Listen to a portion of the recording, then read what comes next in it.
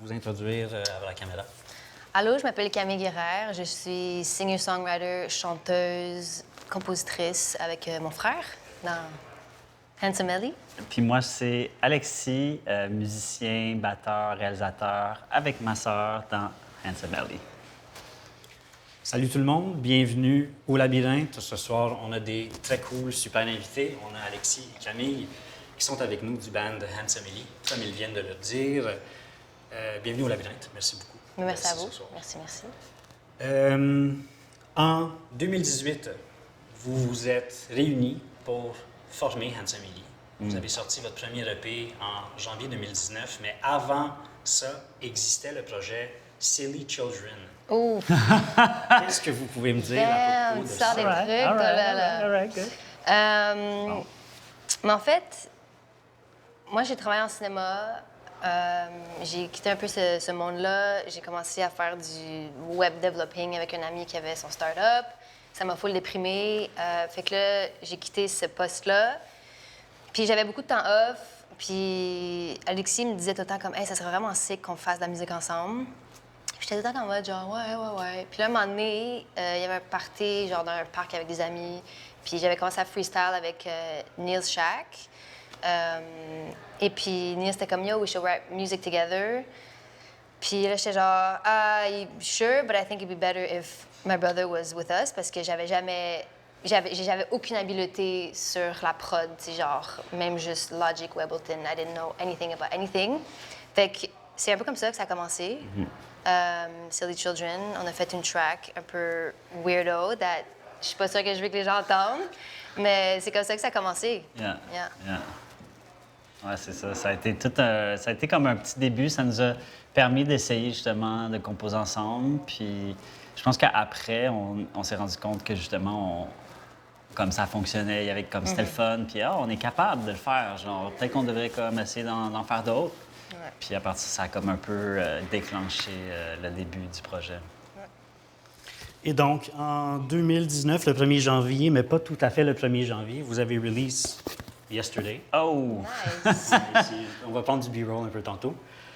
On a release Yesterday et c'était votre premier projet au nom de Handsome Ellie. Comment ça s'est passé, ce projet-là, cette EP-là?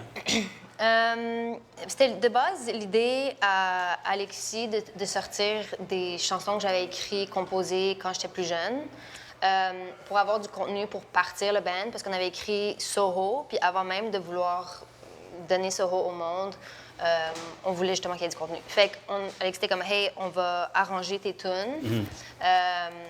Puis c'était ça, il y a comme quoi, il y a 4 tunes sur ce EP-là? 4 tunes, ouais. 5 Puis, 4 tunes. ouais, c'est ça. C'est qu'on avait commencé, en fait, genre Flow of the River, Rift, Steady, ces tunes-là, genre. Puis on s'est dit que ça serait comme plus pertinent de commencer vraiment low-key, off the floor. On a fait ça dans un local de pratique à Montréal, tu sais, une caméra, puis moi, je m'en je suis au drum, puis après ça, je vais au cajon, puis au piano. Puis, tu sais, on cherchait vraiment encore ce qu'on allait faire, tu sais, mais c'était une bonne façon de comme juste débuter, puis commencer humble aussi, tu sais, sans que ça soit prodé, puis genre, hey, on est juste là, c'est unfiltered, puis c'est ça, tu sais.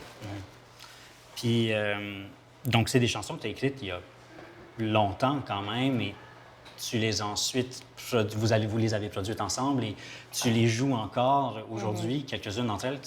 Comment est-ce que tu te sens, tu sais, comme par rapport à ça? Est-ce que tu t'attendais à ce que ces chansons-là que tu as écrites il y a plusieurs années te suivent aussi longtemps? C'est une bonne question. Jamais j'aurais pensé même faire des shows comme je le fais avec mon frère. Tu sais, juste faire de la musique avec mon frère, juste ça, je pensais jamais de ma life faire ça.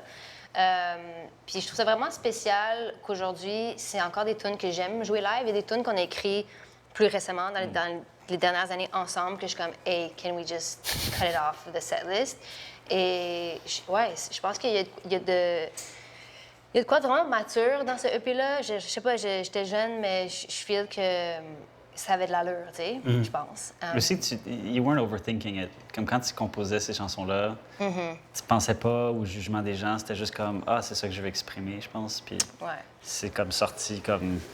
Tu sais, ça a montré ton artistry aussi sans que tu t'en rendes compte, je pense. Ouais, ça se peut. Puis c'est vraiment intéressant ce que vous dites par rapport à Soho, parce que vous l'avez sorti, vous dites, on sort les petits cartons, vous l'avez sorti, vous dites, là, je m'assure de le mettre dans le bon sens, vous l'avez sorti 6 mois après Yesterday, votre dernière EP, mais vous avez commencé à produire, à travailler la chanson avant même que Yesterday soit en développement. Et là, sur les 2 couvertures, Camille, tu es sur un lit. Est-ce qu'il y avait une intention derrière cette connexion visuelle à l'époque où est-ce que vous avez décidé des covers d'albums? Parce que sur l'autre aussi, je suis Sur l'autre un aussi, tu es sur le lit. Des bonnes questions. Je pense pas que j'ai réfléchi à ça, honnêtement. J'ai pas eu tant de réflexion sur le lien qu'il y avait entre les deux.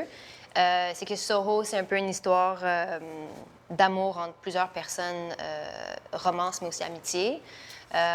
Et comment ces moments d'intimité-là sont souvent retrouvés sur ou dans un lit. Puis c'était vraiment ça la vibe. C'était vraiment genre cozy. Est-ce qu'on avait le artwork avant le clip ou après? Je sais plus. Parce que je sais que ça, c'est pas actually sur un lit, c'est ma couverture qu'on a mis dans mon studio à terre. Puis, tu sais, on a pris des shots comme ça, mais c'est ça, je pense qu'on avait peut-être fait le clip. Puis on voulait que ça représente un peu le même univers, tu sais. Ça se peut. En tout cas, je sais pas si... Bonne question, we're thinking about it, yeah. Puis là, tu sais, vous disiez, vous avez commencé avec un son beaucoup plus humble. Dans Soho, on voit vraiment le village plus électronique de votre son, plus produit, comme tu le disais. Qu'est-ce qui vous a mené vers ce type de sonorité-là? Genre, qu'est-ce qui vous a poussé peut-être d'un son un peu plus indie folk vers quelque chose d'un plus alternatif, moderne? Je pense qu'on réfléchit pas beaucoup au style, au genre musical qu'on apporte quand on écrit une tune. Ces jours-ci, on se dit, OK, c'est quoi l'influence du jour? Puis on va écrire une tune selon la tune qu'on écoutait hier, tu sais. Mais back in the day, on était genre, OK, whip out some synth sound and add a bass drum. And je sais pas, on n'a pas vraiment réfléchi, tu sais. Soho, j'avais vraiment... Parce que en fait, c'est qu'on avait déjà fait Rift, Steady, Flow of the River, puis c'était tout anglophone. Puis là, on avait un show le 20 novembre, notre premier show au Quai des Brumes, le 20 novembre 2018. Puis, je savais qu'il nous fallait quelque chose un peu plus R&B, un peu plus électro, quelque chose de next level, mais aussi qui soit bilingue. Puis, je sais pas, j'avais juste en tête vraiment comme la vibe de Soho. Puis, j'étais vraiment sur tu sais, rapidement, un soir, je suis arrivé à la maison, bing bang, j'ai comme lay down la progression d'accords, j'ai fait un petit beat. Puis là, j'étais comme, OK, je pense que ça s'en va dans la bonne direction. Puis 2 semaines plus tard, on l'a joué pour la première fois, tu sais. Donc, ça s'est fait vraiment comme intuitivement. Puis c'était, tu sais, je sais pas, des fois, j'ai juste comme un peu le feeling de comme, OK, il nous faut ça, genre. Puis là, it just happens. C'est rare, mais pour Soho, j'avais vraiment comme ce feeling-là, mais ça a pris longtemps avant qu'on le finisse. Il y a eu bien du mixage, révision. J'étais aussi beaucoup en apprentissage en ce moment-là. Donc ça a pris du temps qu'on la finisse. Puis même aujourd'hui, des fois, elle joue comme si elle joue dans un bar, la bass, je la trouve trop forte, puis il y a comme des... tu sais, toujours quelque chose. Mais c'était définitivement comme... je pense qu'on a comme sauté dans le futur un peu avec cette chanson-là, tu sais. C'était vraiment comme... OK, on s'en va là-dedans éventuellement, genre. C'est une exploration, vraiment. C'est ça. Ouais. OK. Tu as commencé à jouer la guitare vers tes 12 ans. Ouais. Tu as commencé à jouer de la batterie vers tes 13 ans.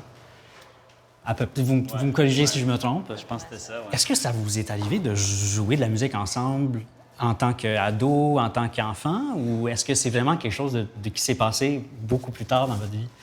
Beaucoup plus tard. Ouais. Notre père, c'était quelqu'un qui était genre amoureux de la musique. Il jouait la guitare, il chantait, il jouait les keys. Mais il a eu une carrière à l'extérieur des arts. Puis il nous a toujours full poussé à faire la musique. Alexis jouait le drum au sol, puis c'était fucking loud tout le temps, genre. Puis moi, j'étais juste là dans ma chambre avec ma guitare.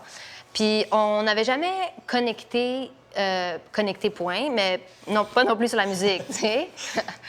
C'est deep, mais c'est kind of what it was. Fait que, ouais, c'est ça. Puis je pense qu'Alexis était plus comme... Je pense que tu te projetais plus à faire de la musique avec moi que moi, je me projetais à faire de la musique avec toi, parce que tu étais déjà ailleurs. Moi, j'étais comme... C'est même pas dans... c'était un hobby. C'était pas... C'était genre, moi, je fais ça pour le fun, genre, behind closed doors. Tu sais, il n'y a pas personne qui m'écoute. Moi, c'est Fait- Yann qui insistait, genre, parce que vous viviez ensemble, puis il Yann, c'est notre t'entendait. cousin. Yann, c'est notre cousin. Ouais.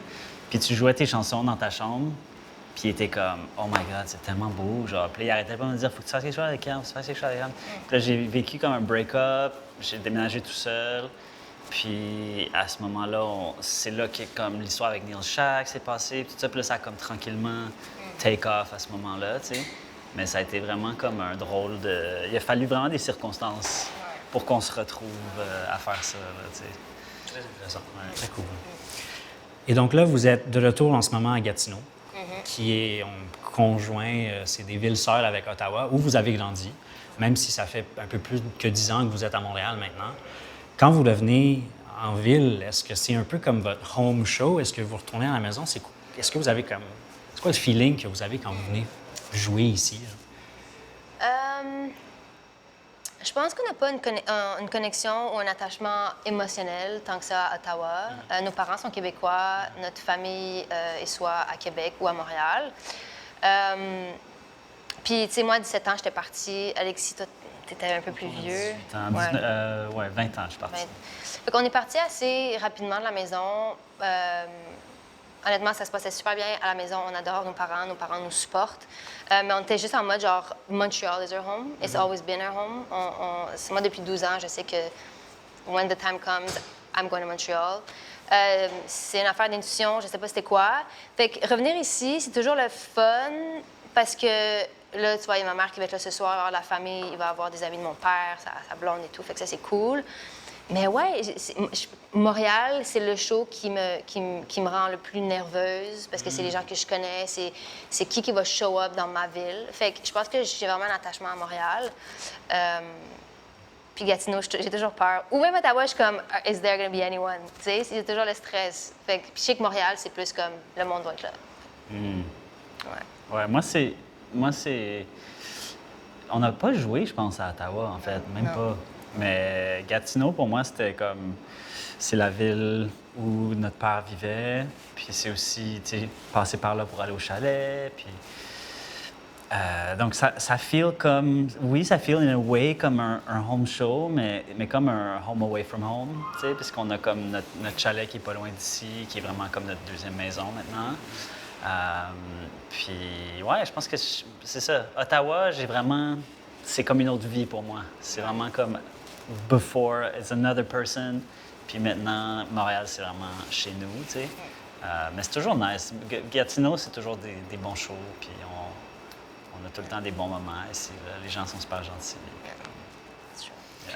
Là, en parlant de revenir dans le passé, revenir dans l'enfance, Alexis, tu as dit que tu t'es toujours imaginé faire de la musique pour des grandes scènes.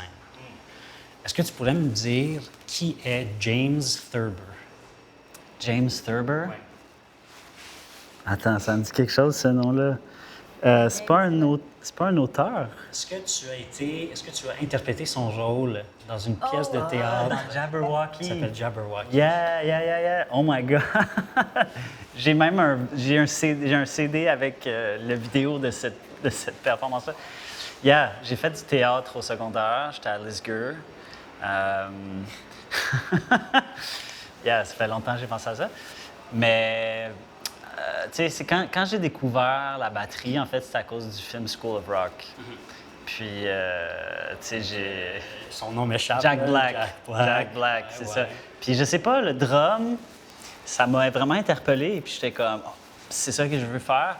Puis là, j'ai commencé à prendre des cours. Puis c'est comme ça m'a donné une identité, tu sais. Tout d'un coup, comme, il y avait quelque chose auquel je m'attachais, qui me faisait du bien, tu sais, puis qui m'aidait avec mon anxiété. Je pouvais me défouler vraiment sur mon instrument. Puis, puis déranger Cam dans sa chambre. Mais ouais, c'est... À partir du moment où j'ai vraiment commencé à faire de la musique, à composer des chansons, travailler avec d'autres gens dans un band, quelque chose comme ça, comme c'est rapidement devenu le truc important. Puis là, je suis chanceux d'être encore là, tu sais, puis de faire ça avec Cam.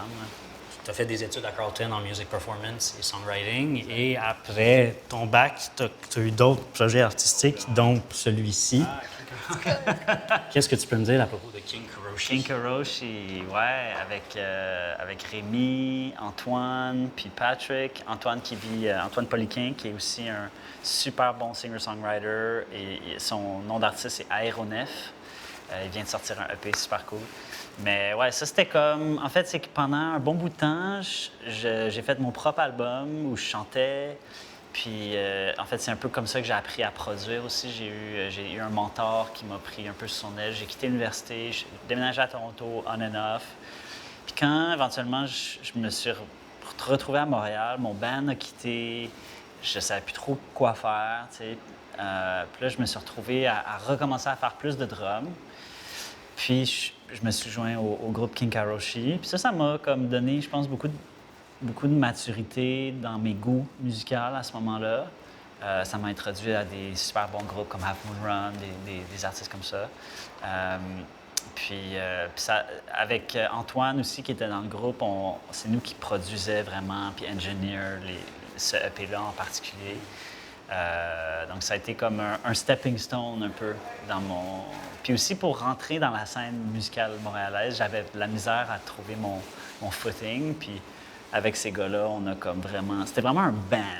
T'sais, on était vraiment 4 à pratiquer chaque semaine, comme, tu sais...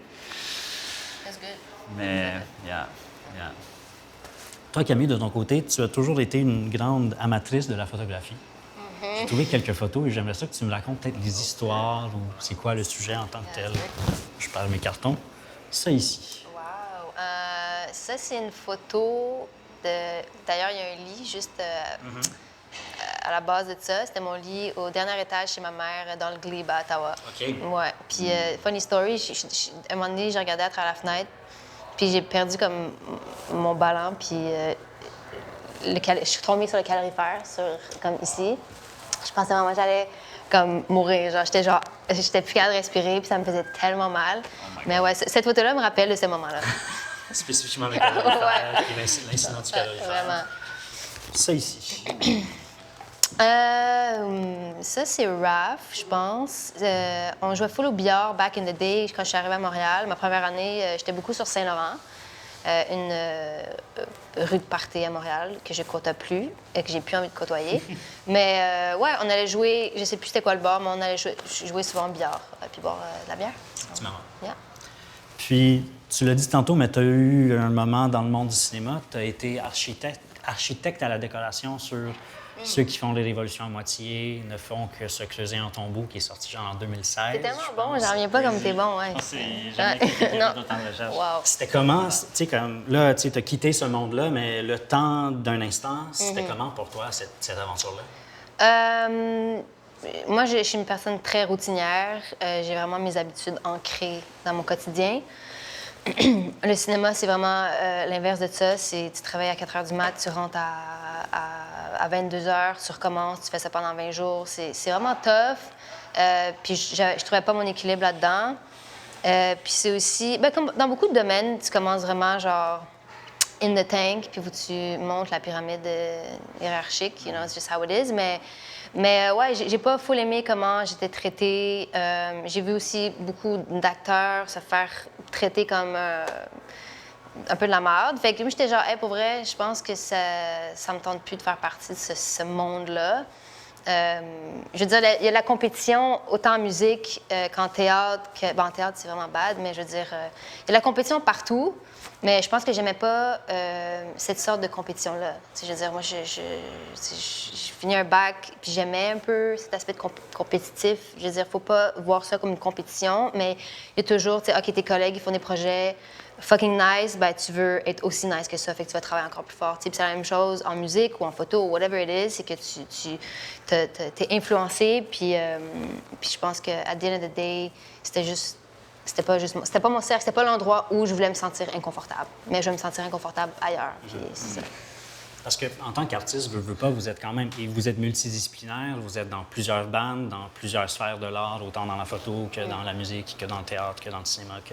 Tout ça, vous êtes souvent... on est souvent confronté aux critiques des autres, aux commentaires des autres. On est en comparaison sur ce que les autres font. Comment est-ce que vous faites Et vous êtes toujours en collaboration aussi. Là. Vous travaillez ensemble, vous travaillez souvent avec d'autres artistes, votre cousin, Mike Clay, Nico D'Andrea, Under Her. Vous avez une panoplie de gens avec qui vous avez collaboré. Comment est-ce que vous faites pour trouver un équilibre, peut-être dans quels commentaires vous gardez à cœur, quels commentaires vous devez laisser de côté? C'est une bonne question, mais je pense qu'ensemble, on est super à l'aise. On peut commencer avec ça. Là. Quand on travaille ensemble, on a des goûts, Alexis et moi, complètement différents, mais on a aussi des goûts qui se rencontrent et on fait aussi des compromis des fois. Mais ouais, je pense qu'il faut communiquer qu'est-ce qui va pas, qu'est-ce qu'on feel pas, autant avec mon frère qu'avec mon cousin, par exemple. Quand ça vient des collabs, t'es plus dans l'exploration et c'est vraiment, pour moi, j'essaie d'être moins dans le jugement. J'essaie de moins critiquer le truc. Je veux dire, on a reçu des versions des fois de remix, puis on était genre, OK, I guess, but it's not ours. It's all of ours, you know? It doesn't belong to me in the end. It belongs to not even this artist, it's to all of us. Fait que, the collective. Fait que, tu sais, puis juste un exemple aussi à LA, on était allé à LA récemment. Puis on a travaillé avec des artistes, puis le songwriting, moi, ça me tient vraiment à cœur. Ce que je dis, c'est très, je veux dire, poétique, mais c'est pas on the nose. J'essaie d'être political about it. Puis on a travaillé avec des gens qui c'était comme vraiment de la pop commerciale. On va parler de genre comment on se met belle, puis comment on est cute, puis comment on veut se faire aimer, puis comment on aime les autres. Puis I love that. That's beautiful, but I don't love how you're saying it. You know, maybe we can twist it around a bit. Puis c'était vraiment difficile d'avoir mon point de vue embarqué dans les paroles parce que c'était trop flou. Les gens ne comprenaient pas ce que je voulais, ce que j'écrivais dans le fond. Il fallait trop analyser le truc pour le comprendre. And at that moment, I was like, you know what? I'm just gonna write the easiest lyrics I've ever wrote in my life. And people were just like, damn, t'écris bien vite. Puis je suis comme, yeah, because it's not that great, you know. But yeah, letting go, you know, like things are not that serious. Je pense que c'est ça qu'on a beaucoup appris. Things are not as precious as they seem to be. Quelqu'un m'a dit, genre, tu sais, on n'est pas en train de faire genre une chirurgie dans le cerveau de quelqu'un. On n'a pas la vie de quelqu'un entre nos mains. Genre, comme, we're making music. It's not that serious. Comme, on le prend au sérieux, mais c'est pas si sérieux. Donc, quand on accepte ça, c'est comme, all right, ben on en prend, puis des fois, on en laisse passer, puis des fois, on met notre pied à terre, puis on argumente, puis on cherche. Mais tu sais, quand on collabore avec d'autres artistes, ça a toujours été... Je veux dire, ça n'a jamais été si facile. Il y a toujours eu des petits pépins. Parce que, tu sais, c'est l'ego de l'artiste aussi, puis chacun a sa perspective. Puis des fois, tu vois juste pas la vision de l'autre personne, toi, ta propre vision. Donc, il y a des exemples comme ça, tu sais, qu'on a. Mais en même temps, je pense que chaque fois, c'est de l'apprentissage. C'est un processus d'apprentissage. Puis quand on arrive pour collaborer avec quelqu'un d'autre, ben on apporte cette expérience avec nous, je veux pas, tu sais. Ouais. Là, on arrive tranquillement pas vite vers la fin, mais j'aimerais ça quand même parler de votre premier album qui est sorti maintenant il y a juste au-dessus d'un an. Happy Birthday. SIP.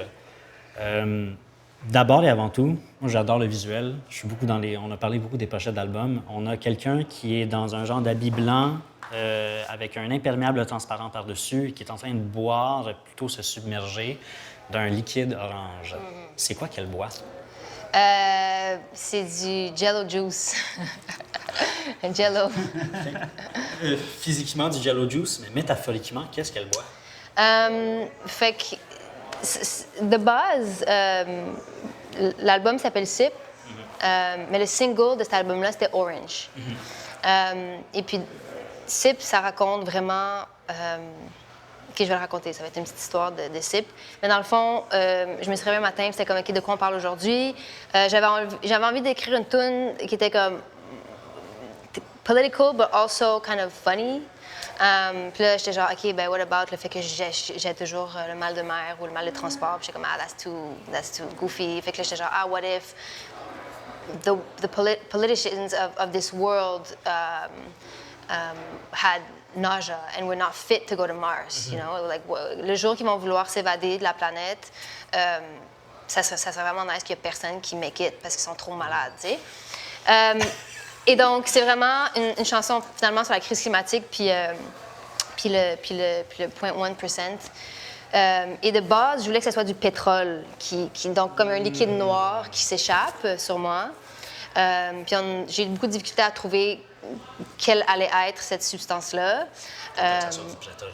Exact. Puis j'avais essayé avec du ink noir, puis genre, j'avais essayé de faire, mais you need that thickness. J'avais essayé aussi avec du, genre pas de la farine, là, mais cornstarch. It wasn't giving it. Jello aussi, il fallait que ça soit comme the right temperature for it to look a bit slimy. It was not working. Puis là, j'étais comme, OK, ben le premier single, c'est orange. Peut-être qu'on peut jouer avec ça. Fait que c'est pour ça que je déverse les ressources de la planète en orange sur moi. C'est comme une de manière métaphore abondante. aussi. Sip, mais genre dans le fond, Exact. c'est ça. Grosse juxtaposition visuelle vis-à-vis le nom de l'album. C'est très intéressant. On a remarqué en décortiquant, on a vraiment écouté longuement, on a analysé ça, puis on dirait que à travers l'album au complet, on a un personnage peut-être ou on a un fil conducteur qui est souvent dans la remise en question de comment est-ce qu'on fait pour coexister avec le bien qui nous entoure, puis toutes les choses qui nous rendent profondément heureuses, et en même temps vivre avec tout le malheur et les traumatismes et les choses qui nous rendent tristes dans la vie de tous les jours. On a beaucoup de chansons qui ont un sous-texte politique, sous-texte environnemental quand même important. Pourquoi est-ce que pour vous, Handsome Illy, c'était important, comme premier album, de traiter de ces sujets-là? Alexis et moi, on a souvent des deep combos sur le rôle qu'on peut avoir dans le monde en tant qu'artiste qui a une place sur une scène, donc qui a une voix. Moi, je pense que c'est important. Je pense qu'on a un rôle parce que justement, on a ce power d'aller toucher du monde. Puis, je veux dire, everything is political at the end of the day. You know, I am political, music is political, love is political. To be kind is the most radical thing you can do, tu sais. Puis, Alexis et moi, on avait comme le challenge de dire, OK, genre, peut-être que ça serait le fun qu'on arrête d'écrire des tunes d'amour, même si les tunes d'amour, c'est ce qui est le plus facile à écrire, puis qu'est-ce qui touche profondément les gens. Mais on voulait un peu sortir de ce cadre-là, et puis de parler finalement de ce qui nous tient à cœur, puis nos anxiétés, puis qu'est-ce qui se passe. Puis c'est aussi la manière pour nous de pouvoir en parler aussi sur la scène. Tu sais, c'est pas juste de parler de, you know, Free Palestine, but then our next song is all love related. It's like this song is about this thing, and so I can speak about what's going on in the world right before. Tu sais, c'est comme créer des liens avec ce qui se passe dans le monde pour pouvoir ensuite en parler sur la scène. Ben, tu sais, moi, je suis content qu'on devienne de plus en plus political parce que ça a toujours été pour moi un peu je voulais souvent que ça soit l'objectif. Tu sais, comme une des premières chansons que j'ai écrites, c'est plus mon texte. C'était Rift. Puis cette chanson-là est très political aussi. Puis c'est comme ça, c'était vraiment dans nos débuts, tu sais. Puis justement aujourd'hui, comme je trouve que Cam, elle a tellement de façons nouvelles, originales de voir les choses puis de les mettre en mots. Quelque chose que moi j'ai pas nécessairement. Donc je trouve ça toujours le fun quand elle me sort comme une façon de voir les choses ou une image tellement claire, mais comme seems so obvious. Mais que finalement, genre, OK, ben, ouais, ça devient ça un peu la thématique ou le texte. On est très dur en termes les textes, pour nous, c'est vraiment important. Mais je pense que justement, on a beaucoup évolué là-dedans. Cam, elle a pris beaucoup d'expérience aussi. Puis, avant, on pensait des fois des journées complètes à chercher 3 lignes, puis on était stuck, puis genre... Mais c'était l'importance de ça. On voulait pas juste laisser passer n'importe quoi. Donc, je pense que ça va juste continuer dans cette direction-là. Là. Ouais. Excellent. Merci énormément d'avoir passé quelques minutes avec nous. Vous avez un spectacle ce soir dans quelques minutes. Demain, vous êtes à Drummondville. Dans une semaine et demie, vous êtes à la Casa del Popolo. Je vous invite à prendre un dernier regard à la caméra. Dites à votre public, à notre public, à vos fans, qu'est-ce qui s'en vient pour Handsome Illy dans le futur? Qu'est-ce qui s'en vient? Il y a bien de la musique, il y a bien des albums qui s'en viennent. On travaille fort là-dessus. On veut essayer d'amener on veut essayer de créer un lien entre le spectacle puis la musique qu'on produit en studio. Donc, on va pas en dire trop encore. Okay. On travaille vers ça. Il y a, 2026, je pense que ça va être une grosse année pour les sorties. Cam, elle a fini l'école maintenant, donc là, on est pleinement là-dedans. Puis sinon, je pense que juste vivre avec empathie, avoir, tout le temps penser aux autres dans nos actions. Je pense que nous aussi, on essaie d'être... On est loin d'être parfait, mais on se challenge beaucoup. Let's learn to communicate, you know? C'est ça. And to hear people out. Donc voilà. Merci beaucoup. Merci à vous autres. Merci. Trop sweet. Merci. Merci à vous. Ben, merci. Pour vrai, good job. C'est tellement dead.